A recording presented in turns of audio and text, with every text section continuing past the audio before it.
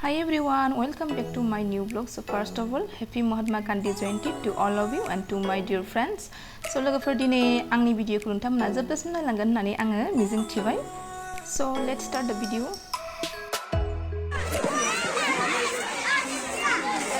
नैबेबो जोंना मिसा आरोना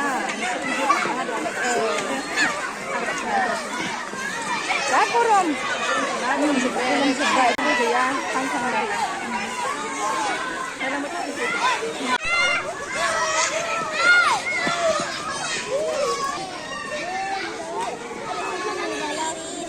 दे गोसो होना फुदे साफा खालामनांगौ ना दे गावबा गावनि स्कुलखौ साफा खालामनांगौ दे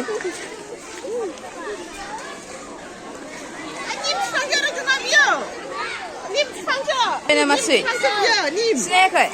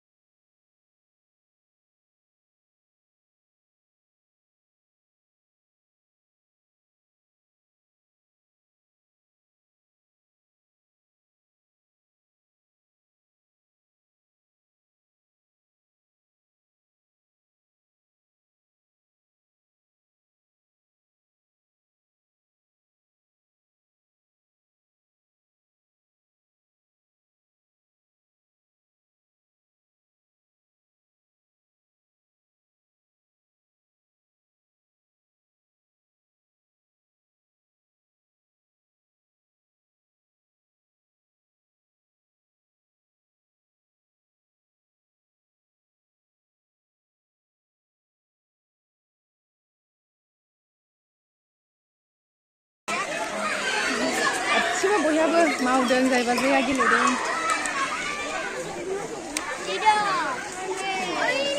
मालायनाय क्लास 10 नि फरायसाफोर क्लास 10 नि हिनजावसाफोर आरो नै फैगासिनो दङ दे नोंसोरखौबो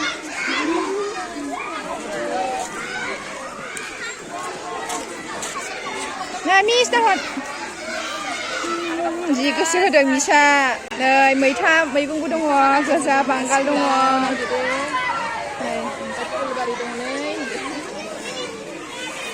नैबेबो दङ आरो नै ओरै स्कुल क्लासरुम